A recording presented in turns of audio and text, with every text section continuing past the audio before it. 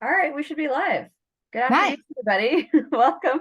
My name is Kimmy McBurney. I am one of the founders of She Spark Society, and we are here for our Tuesday speaker meeting series. Today we have Erin Ward from Virginia. Welcome. Thank you. Thank you.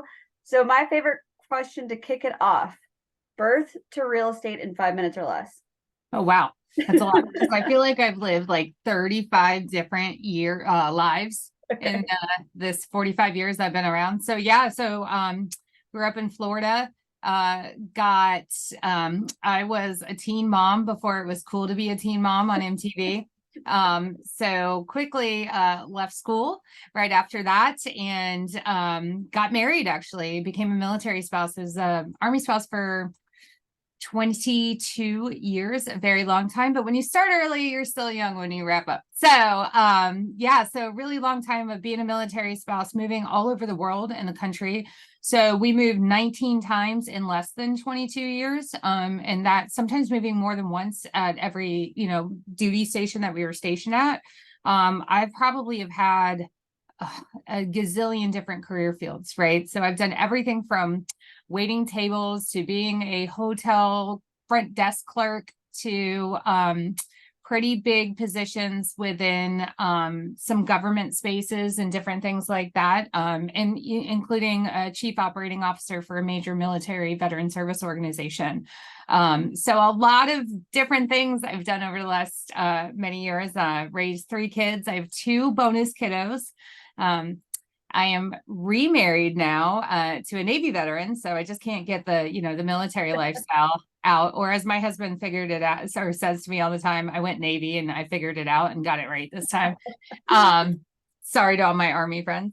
Yeah, so I mean, that's really us. We live here in southeastern Virginia. I love it. I chose to stay here. I could have moved again anywhere, but I have to say, after living all over the world and all over the country, this was probably one of my most favorite places. It's pretty unique. It's totally different than anywhere else. A lot of people think I'm a little crazy for staying here because a lot of people don't necessarily enjoy the area, but I find it offers quite a bit. I love that. So, how long have you had your real estate license? So I got licensed. I got licensed in 2016. I was a dual career agent. I actually got licensed because a great military spouse friend of mine, Amethyst Albert, outside of Fort Bragg, or Fort Liberty now, North Carolina, told me that I needed to get licensed because I kept sending referrals out to all these agents who were, military spouse friends of mine. And she said, well, nobody can pay you for those. And at the time I was a single parent. And so I was like, all right, I'll get licensed, but I'm still going to keep my chief operating officer position and work for this VSO. So I just got licensed to become a referral agent. That lasted about 2.5 seconds, I want to say. And my neighbors came up and said, hey, so that's really cool that you got your license. Let's go buy a house. So, and then some military spouse friends of mine out of Texas sent me my very first buyer, like as a buyer referral. I mean, it just kind of took off like that. And we kind of figured out pretty quickly that there was something to this, that we could make something of this. Yeah, well, when you move 19 times, or when the population of your niche moves up to 19 times, like that's incredible. And I love the military. You proposed another topic about making your business about military, and the only reason I avoid that is because I love how loyal you guys are to each other, and there are so many military spouses who are realtors. So I'm always like, keep it in the family. Like I'm not going Yeah, to yeah. understand what it's about. So I love that. But I if you think the are aspect of the niche part of it is yeah. really great, right? Like, so that's all I know. I mean, I became a military spouse at 17 years old. I'm 45. So I really don't know anything else but Right. that at this point. We have kiddos in the military. My daughter is now a military spouse. So it's kind of all we know, I So love it. yeah, it's really interesting, but it did allow me to easily come into something that I have a passion for, which I think is the only way you can niche down in our industry, is really being passionate about it. Yeah, totally. Yeah, that makes a lot of sense. So I'm glad you got your license. Sounds like you're doing well.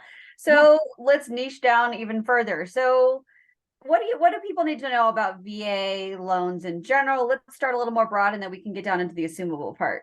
Yeah, I mean, I think so. This was something I always knew that it was going to come, right? And hopefully everybody knew that, right? As soon as we started seeing even interest rates when they were in the, the fours or the, the 4.75, I think when I came into the industry back in 2016, that's a killer interest rate. I think we'd all love that right now, right? Like we would, and people would be flocking to our doors. And at that time, I aligned myself with a really, really great partner, a local real estate attorney who probably was some of the best advice I ever got. And he kept saying in these closings that we were in, hey, this interest rate that you have here, veteran, that you're buying this home, this is a really great interest rate. And the greatest thing about a VA loan is the fact that it's assumable. And at some point, somebody's going to knock on your door and they're going to want to assume that loan. And so within the first, second, third closing that I had on a VA loan, that really started sticking to me. And I thought, hey, at some point, this is going to come up, right? These interest rates. And as soon as we started interest rates, like just dropping like ridiculously low for whatever it's worth. I love my low interest rate, but I also hate it at the same time because look what we have to deal with now, right? That entitlement mentality. But now that's when this whole thing that I was paying attention to, that I was really kind of focused in on, that we spent a ton of time on buyer education and seller education with our clients prior to the interest rate hikes to say, this is going to be the most important thing that comes up for you later. And it could be a moneymaker. I think that's kind of what had us get into it. And one of the things I've noticed right away in my market, just to let you know, we are the largest contention of active duty military in the United States. So we have 13 military bases in every branch of service. So you can't throw a stick here without hitting somebody with a VA loan. But I think in talking to a lot of my referral partners around the country, there are VA loans on properties anywhere, everywhere. You don't need to be near a military base for this. So this should not be something that people are ignoring, even if they're not in a market like I'm in, right? But, that 360, high level view of a VA assumption is who doesn't want a 2.15% interest rate if they can get it, right? Okay, so I've got a silly question. Can VA loans only be assumed by veterans? Yes. No. Oh. Absolutely not. Now, So anybody can assume a VA loan, right? Absolutely anybody can assume a VA loan. You do not need to have VA eligibility or be a veteran to assume a VA loan. Anybody can. Now, however, let's just be very clear right up front, whether you're a veteran or not, okay, unless you have VA entitlement yourself as the purchaser, so to speak, the buyer, the current owner's VA entitlement will stay tied up into the property indefinitely, right? Indefinitely until the property changes hands to somebody, either it sells, meaning the loan is gone, right? Or somebody else is assuming it that has the VA entitlement to substitute that owner's entitlement. So the reality is you are assuming the loan as is, including the entitlement. So you either have the VA entitlement to cover that assumption or you don't. So with VA entitlement, so say this is yours, right? It's Erin's entitlement. It's got to stay. Is it like a one-time use? Like you then can't get a VA loan? Like, so what is the risk, pros, cons of someone leaving their entitlement with a loan? That's such a great question, right? So the answer to that is it depends. It's going to be totally different on every single circumstance, right? And I'll be honest with you, every one of these we do is a learning lesson. So we have a couple going on right now. One of them, I want to bang my head against the wall. The other one, I'm like, this is great and awesome. And it's like smooth sailing. I've had them go all over the place. So, if you could, so a VA loan can, a standard, just right off the top, you can use a VA loan as many times as you can in the amount of your entitlement, right? So we have, depending on where interest rates, right now it might be a little bit harder, right? Because pricing's higher and things like that. But we have buyers that own 3 properties, right? With their VA entitlement, right? So the question would be then, what has the seller used all their VA entitlement? Is there any remaining? Right. So if they have any entitlement, let's just say they bought the house that they're going to do the assumption on will only cost them $200,000, right? When they purchased it. So their entitlement is the $200,000, right?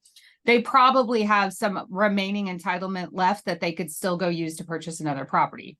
In the meantime, though, if they don't free up that entitlement on that assumption, that 200, that entitlement stays with that house until they free it up. Okay. How is entitlement determined? Yeah, there's a calculation. And in fact, so I always defer to loan officers on that. On because, and I don't try to determine it myself because it can be reduced by people that may have short sailed.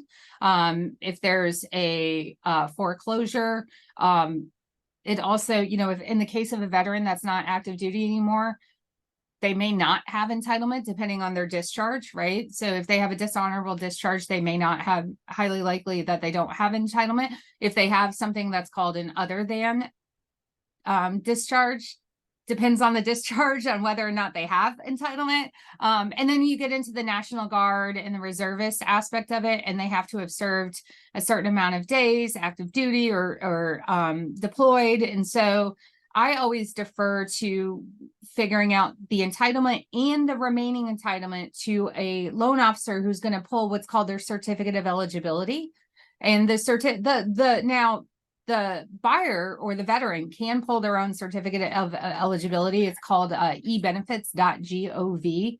And they can use a calculator to figure it out, but it's got, you know, there's specific codes in there that they have to know how to read. I highly suggest connecting them with a lender directly. Your preferred lender that has VA experience would be. And if you don't have one, ask around or feel free to come find me. I will give you them. Find one. Yeah. Okay. I'm literally furiously typing notes. I have so many questions. Okay. Yeah. Yeah. How entitlement is determined. Is there any other liability other than them leaving some of their assumed, you know, some of their allotment of entitlement? Is there any liability on the veteran who walks away? Yeah, I mean, if they're leaving their entitlement, then the liability is that entitlement stays wrapped up with that home. Should that new purchaser defaults on that property, it also defaults on that entitlement. So that is the only negative thing. So really, the biggest liability for a VA seller in an assumption is ensuring, should it matter to them, and I'll clarify that in a second, ensuring that they're taking that entitlement with them, that they are signing their specific documents to sign with this assumption process that will release the eligibility, right? Now, when I say, depending on the circumstance, we have had circumstances where we've had veterans who are 75, 80 years old, who are going into assisted living and will never use their VA loan again. Those particular sellers do not care about restoring their entitlement. Does that make sense? They're not going to use it again. In that case, it's very easy then for somebody that's not VA eligible with entitlement to assume that loan. Does that all make sense? Yes, very much so. Question, just for frame of reference, what are current VA rates? Are they different than everybody else's rates? That typically I see them lower. Yeah, but not by a ton. Okay. I means like they're not like, so if someone's got a 2 something, like right now, it's not going to be that. It's 6, 7, 8. Oh yeah. Oh Okay. yeah. It's in line with higher rates. Yeah. I mean, if you see a VA assumption out there, 2, 3, 4, I mean, we even see them in the 5s right now and people are clamoring for them. And they should be, right? And to be frank, if you're on the listing side of a VA assumption, you should be using that to potentially garner more money for your seller, realistically. Yeah, I was gonna say that's on my list. So we're gonna talk about that in a second. But so current loan rates, liability. So, but if hypothetically another military person who has eligibility assumes a loan and transfers their eligibility, the person who leaves the loan has no liability. That's right. That's the perfect scenario. Yeah. Yeah. And that's exactly what you want. And honestly, like, again, not to harp on the not being near a military base, but this is the perfect opportunity for agents who maybe haven't dipped their toes in a lot of the VA market, but would like to serve that military to say, hey, you know, start advertising those things, or even dip in with your title company or, you know, your closing company to say, hey, can you send me a list of VA loans? If it's not something that's easy to look up, on your, through your MLS, then, get them to send a list of VA loan homeowners and start talking to those people and seeing who's got that available. And then you can, let's go talk to our local American Legion. Let's go talk to our local DAV. Those are the folks that you want to get accustomed with and communicate with. And you could start doing this as well. You do not need to be military affiliated to do this. I love it. Okay, so you answered my question. It was going to be like, how do you find VA loans? Which you said how to find the loans. Do you have any good tips for, other than getting these lists or finding it in the MLS, like marketing to veterans? Like I guess you just said the DAV. What does that stand for? Oh, Disabled American Veterans. It's a nonprofit organization. They do a lot of like thrift stores and stuff like that to then pour back into veterans and local communities all over. I would look for those, but also too, every state has a pretty good National Guard and Reserve program that you could connect with. I would look for a program called Yellow Ribbon. Generally every single workforce development office will have a small part that talks about veterans because they get federal government dollars, right? And so they're connecting with veterans as they're returning home, let's say to speak, right? These guys are retiring, or gals, excuse me. These folks are retiring. They're getting back to their hometowns in some cases, or maybe even other cases, and they may be looking for some workforce development funds, which those people want them to have because they get it for free from the federal government. So lots of different opportunities there. But I'm, in most towns, especially in like the Midwest areas where you may not have a ton of bases and things like that, right, real close, you'll find like an American Legion or something like that. And I would connect with them, start volunteering, do some things, and just offer to say, hey, I'd love to talk, about a VA assumable loans with your membership.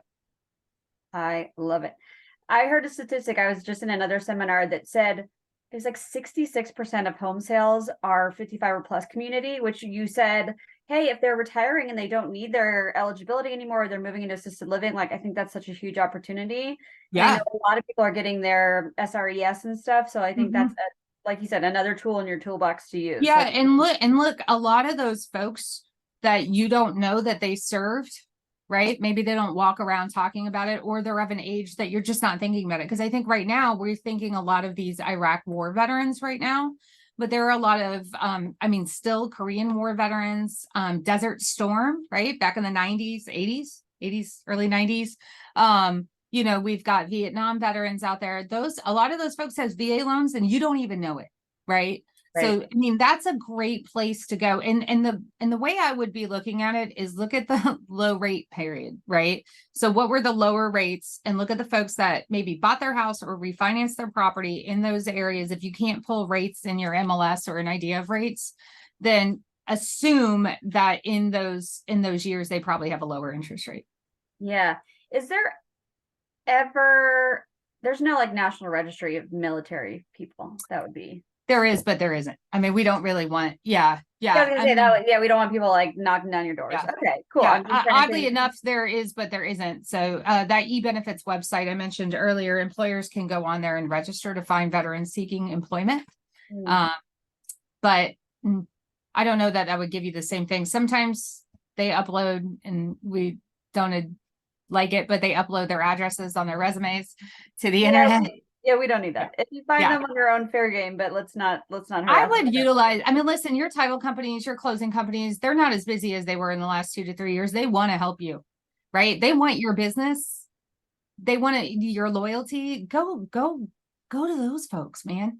Build that rapport, because as we talk more about it, you're also going to want somebody really good to close on an assumption, because that part's not easy either. Yeah. 10-4. Okay, so then you mentioned my next question, which I love. So say you do find that seller, or say, how do you market to those people? Like if you wanted to put together a piece of marketing that said, hey, are you out there and do you have a VA loan? Let's talk about it. Like, what can you sell them on? Like, you can get this much more for your house. Talk to me about that aspect. Yeah, I think the conversation, we do video a lot, but it's got to be short and sweet, right? And even in that 55 and up age bracket, they like video quite frequently, and I think they like the audio part of it quite a bit. I think it makes sense to them. You got to slow down. I talk really fast. So when I'm making these videos, I do slow down a little bit. But I think what we always say is, hey, did you know that this interest rate you have may be incredibly attractive to buyers in the market right now? And you may have an advantage over every other seller in your market. Let's talk about why having this VA loan is the best thing you can have as a seller right now, and get them to call you. They want to know more. I mean, how often do we see they get, sellers who maybe haven't sold in a long time, are just like, give me the gimmick, right? They love gimmick. This isn't a gimmick though. This is part of their earned benefit. And the reality is you're the expert who's going to walk them through this process so that they can net more money at the end of the day because of this earned benefit that they have. So let's say there's a home, let's just call it $200,000 list price, has an assumable 2%, 2.5%, 3% loan. Like, do you ever say like you can get this much more? Or like if you were a list agent, would you ask for that much more? Or like how does that shake out to the monetarily benefit them? So I still list where I should in the market, right? Which is not the highest, not the lowest, in the middle, right? Okay. Like I still list aggressively, right? Okay. As we should for this market. Because there's no guarantee that the assumption is going to happen. We'll have an assumable loan. We want to market it with the assumable loan, but I still have to list it for the market of today. Now, what can happen is the assumable loan could be so attractive that you're then entering into multiple offer situation. We just had this last weekend. Multiple offer situation where people are going to compete for that 2.15 or whatever the interest rate is. And we're going to see the same thing we were seeing previously, right? So now we've got guarantees over appraisal, which we'll talk about as well, because there is no appraisal. So now we have these guarantees where people are, they're going much higher because their payment's going to be lower. And so they're able to figure that out, so we're able to run the numbers up a little bit more, but you still have to price for the market. Sure. That's a perfect answer. That makes sense. Can you advertise the specific rate? And I assume you do. No, Like you should. Yeah. Yeah. So almost every MLS, and obviously you have to refer back to your MLS, but in our case, there's a section that says financials, and it'll say, seller financed options in our MLS. Assumption is an option, and then it'll ask what's the PITI, right? The total monthly mortgage payment. And so we'll put that in. It'll ask for the interest rate. We'll put that in. You definitely want to advertise that. And then it'll ask for remaining years. And then here's the other thing that needs to be shared. And this is called the minimum cash on assumption, MCOA. So this is the biggest question I get more often than not. That is, let's take your 200,000 market price, right? So the house, the market price of the house is 200,000, but the payoff on the loan is 160,000. So the MCOA is $40,000. That will most likely have to be paid in cash. Good point. So what if it's a bigger gap? So say it's a $200,000 home, their mortgage that's left is only 50 grand. You got to come with 150. Yep.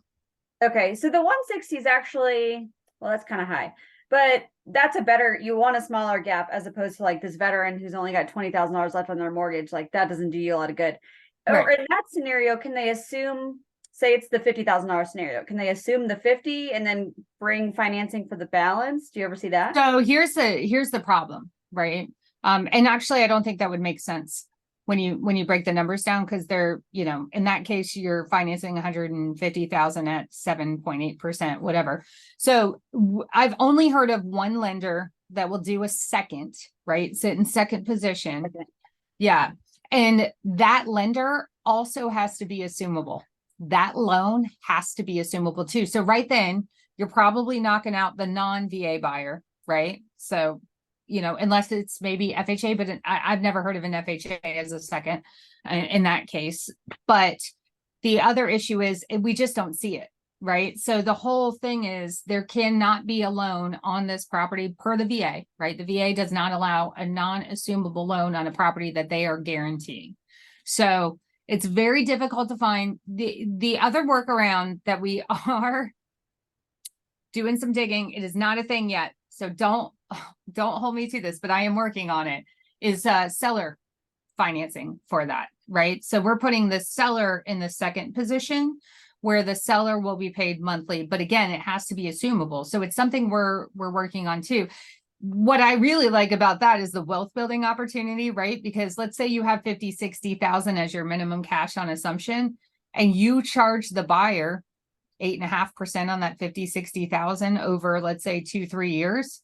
That's a pretty good rate of return potentially for a seller if they don't know what they're going to do with that money, right?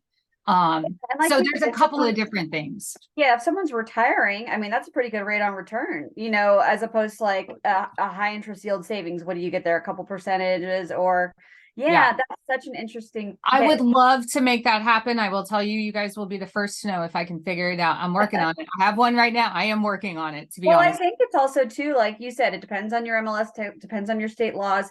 For us here in North Carolina, we have attorneys, on the closing. So a lot of attorneys are help craft seller financing plans. So I would definitely say consult with your local attorney. Yeah, and we're working with a local attorney now. Unfortunately, so this is not an allowable thing at this point. For the So we VA? are by the VA. It is something that we are introducing through congressional means, because of where I live. Two of our U.S. senators also sit on the Senate Armed Service Committee, and obviously they love the fact that we are so heavy military. So Tim Kaine and Kurt Warner are big fans of our military community here. So that's one thing. I mean, we've worked with them in the past. We helped do the military spouse employment bill with them and things like that. So it is something that we're working on. And yes, I mean, I'm licensed in North Carolina. You're 100% right. It will be something. So because it's going to have to be recorded on the deed. And that's the hiccup right now, but it is something that we are working on. So we are currently working on it as of this morning still. Okay. Well, yes, if you make way on that, please let me know specifically. We can do follow up. So it's the veteran is almost benefited from having a higher balance on their mortgage. Yeah, I mean, absolutely. So With where less we cash. see this, yeah, and that's where that's where it's kind of tricky, right? Like we're going to see quite a few of these go through. And I think if we continue to get a little squeezed, I mean, I know we're all seeing a little teeny drop in interest rates right now.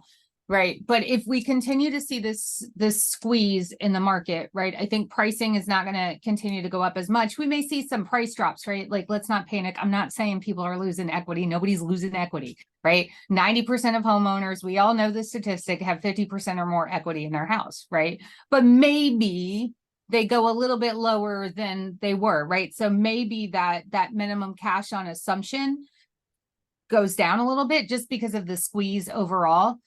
So I see that. But the other thing I see is people who are selling their homes have a lot of equity.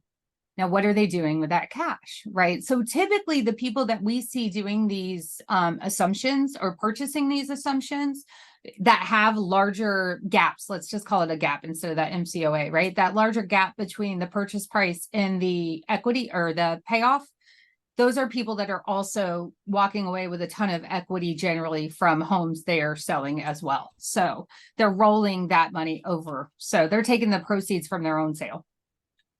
Got it. I had another question. So I guess, like you said, the interest rate depends, but like what's an average interest rate you're seeing right now on VA loans, new loans? 7.6. 7.6. Okay. I was just wondering, I was like, is there ever a world where I did see a 6.7 about 2 weeks ago, maybe a week and a half ago. Nice. I was gonna say, is there ever a world where the veteran refinances for like a higher balance and then has the loan assumable? It's not as appealing as the 2, 3, 4. Not that I see, but all right. So the other option, I don't know about in your area, but right now we have new construction. The builders, they want us again. They didn't want us for the last couple of years. But what we're seeing now is those 5.99 interest rates on new construction, 4.75, whatever the larger builders that have in-home financing. I'm not going to name names, but some of those, even those folks that are buying with VA loans will have very sweet interest rates, I think, coming up, or nice. And I don't think they're going to have the equity level that the 2.3s, the 3s had so quickly overnight, because we have people here.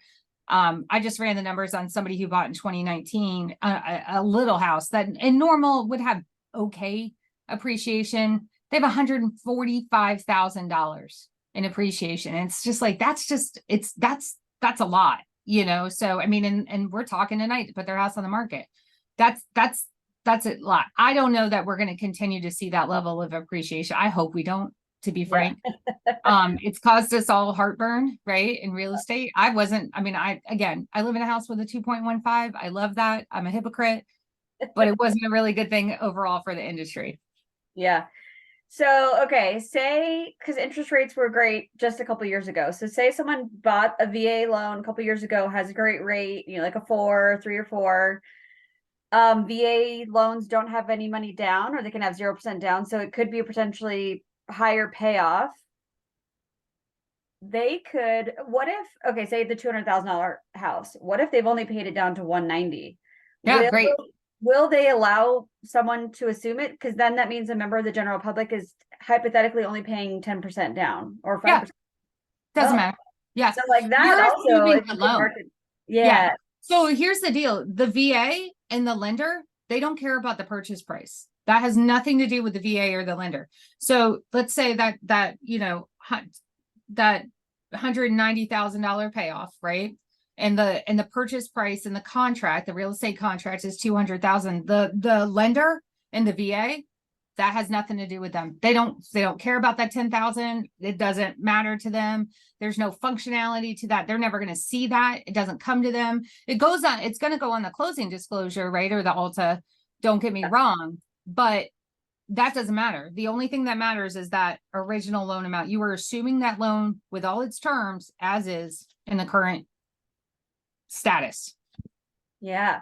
So I'm almost like honing in on like these veterans who may have gotten loans just a few years ago, maybe most ideal, because if someone's got a 2 from like 10 or 15 years ago, it's going to be a pretty low payoff, and that's going to leave a big gap for the cash and stuff. So yeah, and most of these are the folks that I think that I mean, I think it's going to be the folks in the 3 or 4 year range that you're going to see. They still have big gaps though. In some cases, I mean, it really depends. Right now we have an assumption that's happening right now with a veteran that probably bought in a location that they probably shouldn't have. To be frank, one of the things that we focus in on, and it doesn't matter if you're a veteran or not, education is the number one thing for us. And so whenever we're helping somebody purchase property of any sort, we're always looking at what's the normal appreciation year over year in a typical market, right? So we can educate them and they can, know what that looks like. This particular veteran, I don't know that they had that. And so the property that they bought didn't even appreciate in the hottest market we've ever seen. So, that one, they had no equity in it. In fact, they're unfortunately, even on the assumption, going to have to come to the table with cash. And so I think it really just depends. And that could be something else to look at and say, where are these folks sitting? And they may be in trouble without selling, right? So, that could be also too, looking at some of the markets that maybe typically don't appreciate well, that, people need to get out. Right. And if they have these assumable loans, it could be a good option. Yeah. I love it. This is great. I think this is such an incredible like niche and benefit. And like you said, the true benefit, I spent a lot of time in government contracting as well. I'm a general contractor, but we do a lot of VA properties. And like, I love that it's like another way for them to utilize, like, thank you for your service. Like, here's something that benefits you and your loan. It's such a cool, it's almost, I was actually talking to somebody the other day. And I think it's kind of funny. Like, I don't think it's funny, but it's kind of funny to me, like where somebody came up with the idea to make this assumable. It's like, here's your benefit. You get a lower interest rate. Cool. Right. 0 down should you want to. Awesome. And now even better, we don't even have really a jumbo loan anymore. Used to be with a jumbo loan, VA buyers would have to put 25% down. If you qualify, go buy that $3 million penthouse in, San Diego. If you can I think actually a penthouse in San Diego is probably $15 million, but you know what I'm saying? Like now they're not stymied by jumbo loan things. I mean, there's just like the Navy Blue Water Act came out a couple of years ago that really enhanced the VA loan even more, which is such a cool benefit.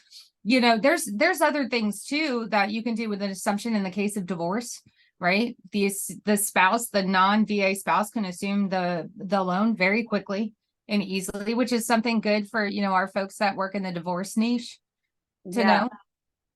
Question that just came to mind, and I am very ignorant. I don't know a lot about VA loans. Can they use it for investment properties? Does it have to be primary residences?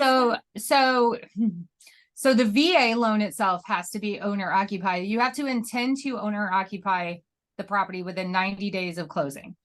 So that's why, you know, if you're stationed down in North Carolina, you know, nowhere near Norfolk, Virginia, and you want to buy a property in Norfolk, Virginia, you're not going to be able to with a VA loan unless you are on orders or you're moving here, you have new employment here or something. You have to intend to occupy that property. Now, the question on assumptions is, do you have to intend to occupy the assuming property? Yes, and I have seen it. Just recently, no. So we have experienced investor assumption personally, and we know of 2 loans that just recently closed, one with Freedom Mortgage, one with PennyMac, that both were allowed to be investor assumable options. I will tell you, nowhere does it say you can do that. I can tell you that I've seen it happen. So, I mean, it's much less like this, nobody's ever seen them call a note due. All of a sudden it's happening, right? Like, I'm not going to tell you it's always going to happen. I'm just going to tell you I have seen it happen. Well, So, and same with, you know, like, oh, this is my primary residence with conventional mortgages. Like, is it? I don't know. Doesn't matter. yeah, No. I mean, we tell everybody it's mortgage fraud, right? Like, it is straight up mortgage fraud if you do that. I'm telling you the However, rules. Yeah, you take yeah, it how you. yeah, the intent to occupy is a VA requirement. On the assumptions that we have seen, lenders allow in clearly without it being hidden. They have asked, do you intend to occupy this property? The answer by the purchaser has been no, and everything has closed and moved forward. Interesting. So, and in all 3 of those cases, the veteran seller's entitlement was released in all 3 of those cases. Oh, interesting. Okay. So you said the rule, you have to intend to occupy within 90 days. Is there a rule about how much time you have to occupy it? How long? Needs to be your primary residence. So that's my understanding is that's a lender overlay or underwriting rule.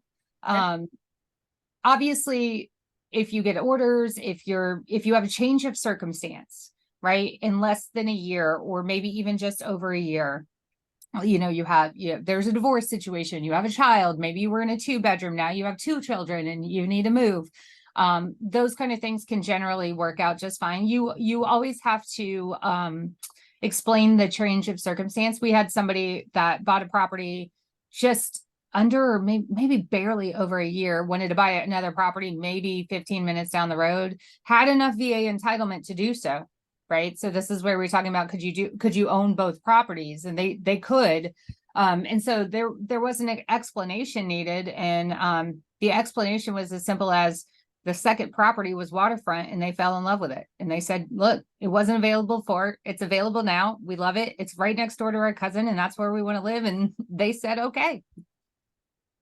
Great. Okay. So do you, and this is getting nitty gritty, but that's what I love to do. So you're a VA, it's your primary residence, it's your only place, you're actually living there. And like you said, circumstances change. Does the military require you like self-report that? Like, so no, like you just, okay, that's on you. I mean, divorce, well, if it's in case of divorce, you're going to self-report that if you're active duty, because there's going to be a loss of a military D card for a spouse. In the case of having a child, you're going to report that because you want the additional money you may potentially get for having an additional dependent, or, you know, health insurance reasons, again, those kind of things. You're going to report some of those change of circumstances. But if it's like, we've just outgrown the house, they don't have to report any of that. So the VA does not. Yeah, the VA will ask that question when in regards to the loan and the VA entitlement. The military itself, yeah, a little bit different. Because you mentioned, I think you said someone has 3. Like, so how I do have somebody that had 3 properties. So one was really low price, I think right around 78,000. I mean, we don't see that anymore in our area. That's not even a thing. The second one I think was like, I'm spitballing off the top of my head, 150, 125. And then the last one was, this was the killer one, 290. I think when I looked at it the other day, it was a 4-bedroom, 3 full bath house, and he was single. And what he did was he house hacked it. So he moved a bunch of people in. They paid his mortgage. He lived in one room. He took the smallest room so we could charge big on the primary bedroom. And then he house hacked it, and he actually cash flowed on that every month. Genius. So question. So meaning he bought the 78,000. He had intent to live there. He moved in. He did. Outgrew it, then intended to live in the second, lived there. Mhm. So he wasn't, so They were all about like a total of over 3 years. So he was in each one for at least a year.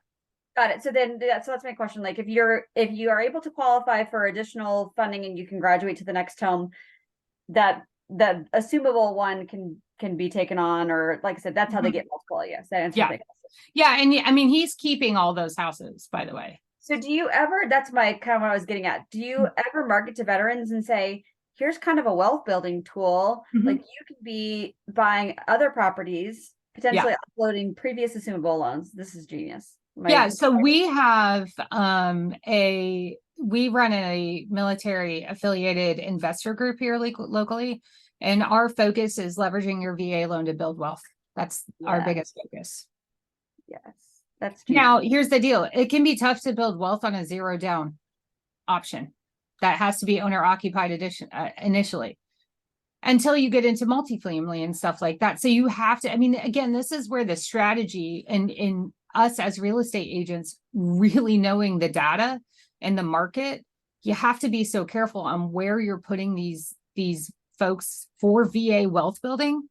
Because I mean, I see it every day where agents are putting VA buyers into houses that are not going to appreciate, not even rental appreciation. And that's a dangerous market, especially with active duty folks who will move. You know, I just ran numbers for a gal who bought in an area that's generally really tough and then put $60,000 in solar on her property. So, you know, she's got a $60,000, technically a lien on the solar against her property that has to be paid off before she sells her house in an area that doesn't appreciate in value. And she's being relocated in January. That's tough. I think that's huge though to remember that, because we have to remember we're not used to dealing with 0% down, right? So we always assume there's a certain cushion of comfort. How long does a veteran have to, so they intend to occupy? Is there a minimum amount of time they have to occupy? Not per the VA, but the lenders generally have something. Usually it's a year. Okay. Well, because the VA wouldn't make sense, because what if you get relocated and you and I mean, there's going to be exceptions to everything. You're not going to, I mean, even if you're no longer active duty, let's say, and then you're retired and you're working in a civilian position and your company relocates, they're not going to punish you for that. Yeah. And again, I have technically never heard of anybody having their note called due. However, on a VA loan, I have heard of other people having their notes called due, but not on a VA loan. However, I don't know that I would challenge that, because should you not own or occupy the property, and technically they do have people that drive around to see if you're owner occupying the property. So if you are not, it could be a total loss of your VA entitlement and your benefits, because it is mortgage fraud. Yeah. Right. Cool. Well, I have actually surprisingly ended my list of questions. So we have a few minutes left, but anything that's on top of your mind that you want people to know about VA loans, working with veterans, anything we've missed? Yeah, I mean, I think on the assumption part, I mean, once you start going down that road, and I can share my assumption, kind of like my toolkit, my guidebook with you all. I think once you start going down that road, there's a couple of things that you want. One, you want a very good VA lender in your back pocket. And like you said, if it's not something you do all the time, that's totally normal, right? Like, I think it's more normal to not do VA loans than to do VA loans. And obviously I would love everybody to love them as much as I do, but you need a really good VA lender. If you don't have one, I can absolutely give you mine. They're licensed in every state. And what you want to make sure you do is they still need to be pre-qualified and make sure they have that entitlement remaining to cover that loan. that initial loan amount. So not the payoff amount. So this gets kind of confusing too. The entitlement that they need is the initial entitlement amount. Because remember, you're assuming the loan as it was originally written. Make sense? Not the years remaining, but the loan itself. So it's, you know, if the payoff is 190, it doesn't mean they need 190,000 in entitlement left. They need the original amount, right? Whatever the house was purchased for is what they're going to need for entitlement. So that's one thing to remember. And that's where you're going to want a really strong VA lending partner who understands that. Also too, it's a great way to build relationships again with your vendors who want to do everything they can right now to help you out, right? But then the next part of that is you want to make sure, and this is where we start treating it kind of like short sales, right? It's a lot of work, guys. Like this is it's not easy. I call on our assumptions every 40 or every 2 days, right? So basically every 48 hours, I'm calling the banks. So as soon as we know it's going to be an assumption, I'm getting third-party authorization to speak on my seller's behalf. And it's a lot. And sometimes they don't tell me anything and sometimes they do. I will tell you the average, I've seen assumptions close in 48 days. And the longest I've had is 11 months. And it was awful. In the middle of that one, the sellers got divorced. They had another baby. It was bad. They lost another house. It was bad. So you cannot, it's not a situation where you can go, we're going to close in 30 to 45 days. Absolutely not. You can't even give a clear closing date, right? Some lenders are great. Some lenders are not, right? And the biggest reason for that is the most on a VA assumption that a lender can accept for payment is $300. That's the max. So there's a couple of things that a buyer is not going to pay, right? There's no requirement. They do not need to pay for a VA, an appraisal of any sort. There are no requirements for any inspections. No termite, no moisture, no inspection requirement. Because remember, you're just assuming the loan as is, right? They still have to qualify for the loan though. So they're going to go through underwriting and they're going to go through a 3 times underwriting. So if it takes a really long time, they really can't mess anything up. So you got to make sure that the buyer is super solid, no matter what side you're on. It's a lot. Yeah. You're also probably not going to be able to talk to anybody. And so they're going to give you an email address, a fax number, and an address to mail stuff to. You want to do all 3 for everything you send in. Anytime you mail, you want to send it where somebody has to sign it and certified receipt kind of thing. It's a lot. There's a lot of different things to coordinate on these assumptions for sure. Yeah. Sorry, my computer's going to die. I got to plug it in real quick. Oh my goodness. Yeah, no worries. Yeah. So, I mean, it's just, there's a lot of coordinating going on. So making sure, and when we talked earlier about making sure, like in North Carolina, you want a closing attorney that really understands the assumption part, because like for me, when we do assumptions now, we actually ask the buyers. So in Virginia, the buyers can choose whoever they want to close with. We do not have to close with the same company. And we ask the buyers to work with the title company that we work with because they're so good at assumptions. So you really want to make sure you line up your partners on this. It's just as important as any, if not more, to be honest with you, as any other transaction. And keep your co-broke up to date with what's going on throughout the transaction. Be a good partner. Yeah, for sure. It's gonna get really stressful. It is. It's not easy. People are gonna stress. They're gonna think it's never gonna finish. You're gonna think it's never gonna finish. And so if everybody works together, it really helps a lot. Yeah, I love that. So yes, please share your lending partner. I would love to have people connect with them, because I also assume your lending partner, if they're in another area, can recommend all those great folks to work with. Yeah, he's nationwide. They actually call him the VA loan boss. His name is Jason Steyer. He is probably the most knowledgeable VA lender I have ever worked with in my whole life. So he and I have done multiple VA assumption classes and things like that together, and spoke on this, and he is fantastic. He is the one I would trust, and he will definitely tell you if somebody's eligible or not. I love it. And like you said, it's like a pre-qualification like anything else, right? Like get all the facts up front, disclose, be open, and work with the right people. I think that's huge, especially for